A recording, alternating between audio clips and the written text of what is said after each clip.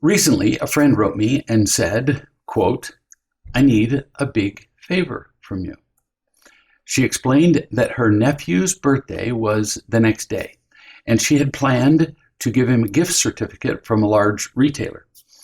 But she'd put off the purchase week after week, and now she was on vacation in a place where she couldn't get the gift certificate. She wanted me to go to the store to get the certificate, and then she'd pay me back when she returned. First, I verified that the message was not a scam because, wow, there are lots of ways of scamming people out of money. And then I responded, quote, "I prefer not to do this. You might consider telling your nephew that he'll receive his birthday gift when you return." End quote. That's all I said. Now, why am I telling you this? Because people regularly ask for our time, energy, and resources pretty much every day. And then we make our decision as we go through a process of analyzing information and feelings, even if we're not aware that we're making this analysis. We need to be more aware of the process, both for ourselves and so we can teach our children how to do it in a way that maximizes their happiness. If we don't understand this process that we're going through, this analysis, we tend not to learn why we have a pattern of making bad decisions or decisions that we regret later. Most people make difficult decisions badly, meaning using a poor process of making the decision, and uncomfortably. So their children learn to do the same. I'm suggesting let's do something about that. Allow me to describe my own process of decision making when people ask me for something. So, my first criterion when people make a request: do I have it to give? Do I have the time, the physical energy, the emotional energy, which many people don't compute into a thing? We have finite, limited emotional energy. Do I have the skills? Do I have the resources? Do I have the money, the tools, the proper transportation, the information, and so on? Do I have what it takes, in other words, to fill the request with reasonable, affordable effort? If it would empty me out completely, physically and emotionally, for example, to do something for another person, then how could that be a wise choice? Because if I did that, afterward, I'd be exhausted and useless. And if I'm that close to my limit in accomplishing something, the other person isn't going to feel my efforts as an unconditional gift anyway. So I need to consider, do I have this to give? Brief metaphor. Somebody's drowning and screams for me to help them.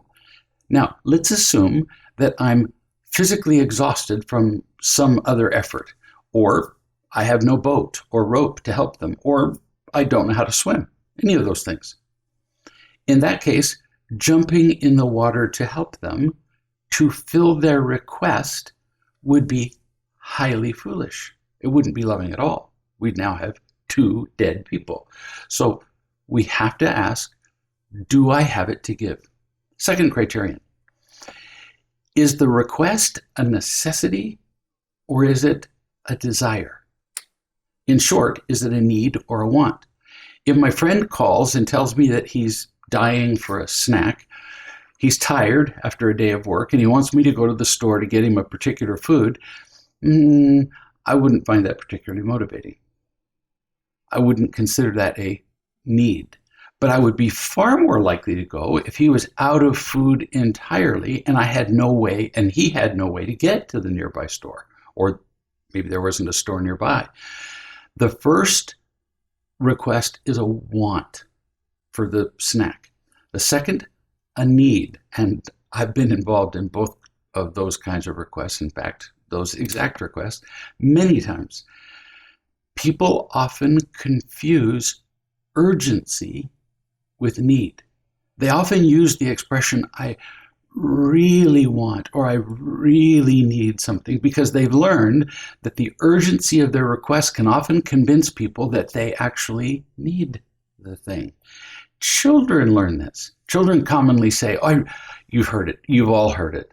I really, really want or need something," when they're talking to us. And their friends use these words with them. "I really need the new iPhone. I really need the latest athletic shoe or brand name jeans versus less expensive ones." Because we often grant these requests, because we do, which are really demands, we unwittingly confirm to the child that their desires, often superficial, really are needs. If we consistently fill their wants, they consider them to be needs. And we need to teach our children the difference between wants and needs. We also need to teach our children that they are not obligated by someone else's urgent desire for something. Rarely are these urgent desires true needs. Third criterion. By the way, I don't sit and analyze these one by one and in as much detail as I'm doing here. I go through them all like that in half a second because I've been doing it for a while. The third criterion for answering a request: do I really want to fill the request? Do I want to give, even if I have it to give?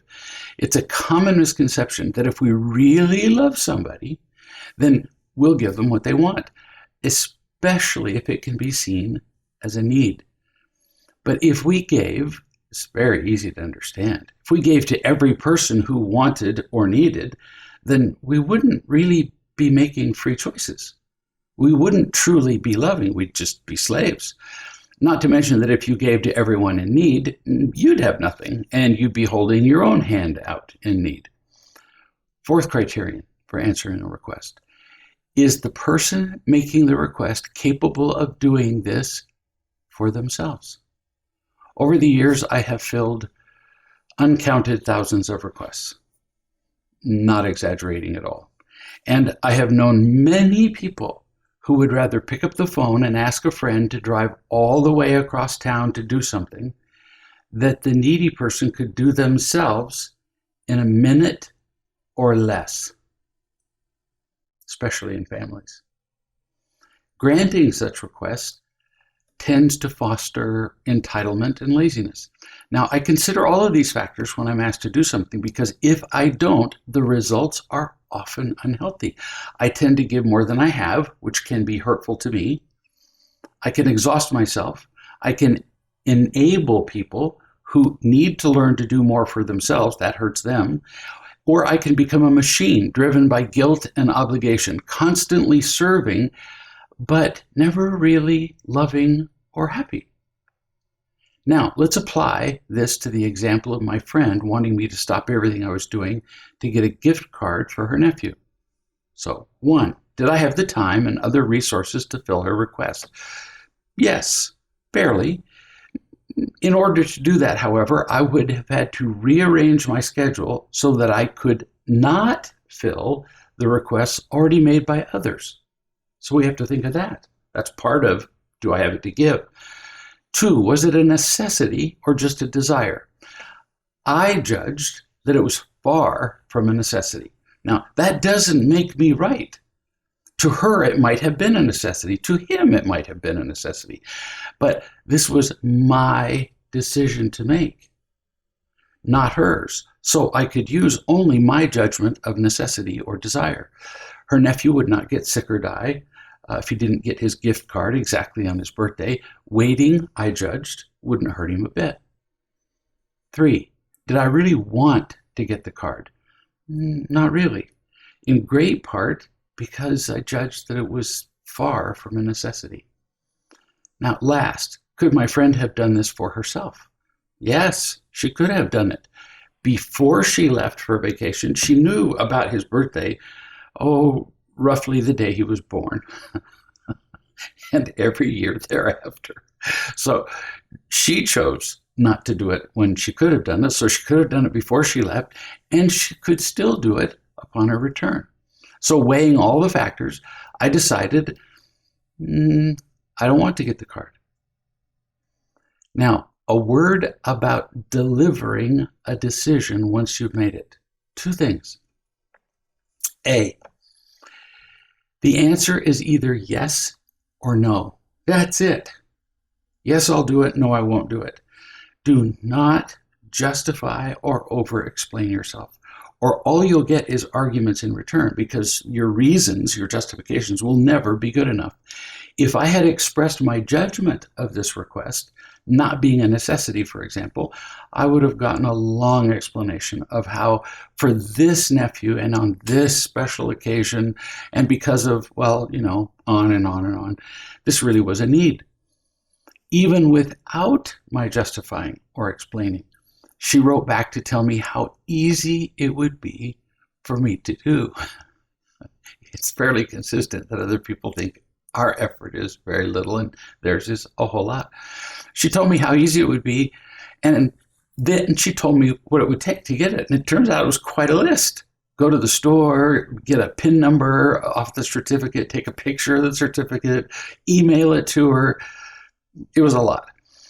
After she repeated her request, as many people will do, I simply repeated my answer without justifying, which is so tempting because we want to look nice when we refuse someone. I simply said, I prefer not to do this. I suggested an alternative, meaning get the card when she returns, but that's up to you, end quote. And I was done. The more reasons you give someone for saying no, the more questions you'll get, along with the reasons why your justifications are inadequate. In the end, only you can decide whether to do a thing. It's your choice, not theirs. And if you decide no, you're finished. Your decision is not followed by the usual anguish, tortured explanations, apologies, or second guessing. Don't do that. Why? Because it makes you miserable. Our children generally don't know how to simply answer yes or no, which is how they get convinced by friends to be people pleasers. And then they're trapped by that for the rest of their lives.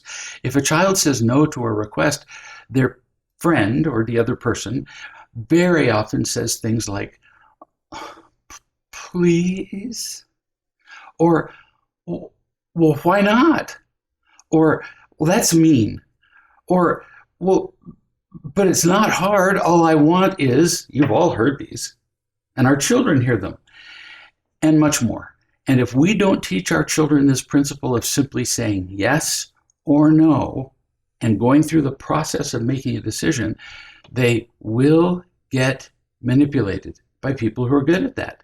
And they'll be intimidated into pleasing others, and everybody loses. And if we don't simply know how to say yes or no with our children, that's how our children become entitled. Because they learn that if they vigorously declare what they want enough times and keep giving reasons, badgering us, they've learned that we tend to give in. And then our children come to believe that their urgent persuasion creates the need. Everything then becomes a really urgent need. And that's what entitlement is. Second part of delivering a decision. Occasionally you might offer an alternate solution, as I did when I suggested my friend tell her nephew about the present arriving after she gets home. But that's up to you, and most people aren't interested in your alternate explanation, but some people really are. Now, why all this talk about making decisions? First, it can help us to make our own. Just as important, though, we use this to help our children make theirs. I wish parents could watch a video of a typical school day for their children. All day, kids are asked by their peers to do things and say things. Can I have the rest of that cookie? Can you come and look at my drawing? Can you help me with this math problem? Or in the middle of a test, can I look at the answer to your math problem? Do you want to play volleyball? What do you think of my hair? Or I wanted that chair or that place in the room. They're bombarded with requests and demands all day. And children are included or not included in groups or cliques according to how they respond to these requests, which often are really demands. This really affects them. If our children don't know how to make decisions, they're kind of screwed. They're either prisoners or they're outcasts. Remember the criteria. Do I have it to give? Is it a necessity or a desire? Do I really want to give? And is this something the other person could do for themselves? Most children don't realize that there are so many factors, so many freedoms involved in making decisions. So in their ignorance, they end up using one criterion. I just gave you 4. Most children, most adults, use 1. Will this person like me or not like me, depending upon my answer? That's a terrible criterion. But as a result, children spend all day giving up the cookie they wanted, engaged in activities they don't enjoy, saying things that they don't mean, complimenting people when they don't want to, and enabling other children who simply didn't do their homework and want to be rescued. This happens all day long. And the whole while, your children feel obligated to do what other people want or guilty if they don't. That's a prison. It's a lousy way to live. It's not really living. I suggest that we parents discuss these criteria for decision making with our children. Ask your children for examples of other people who have asked them to do things during the day. Have them keep a written record, have them carry a notebook around with them for a day or two, and see what answers your kids can come up with when they realize that they do have choices and they have ways to make their choices instead of just feeling obligated and guilty. This is a very instructive exercise and thing to teach our children. Teaching children this skill can change the way they interact with everyone else for the rest of their lives. This is one of the most important things that you can ever teach your child.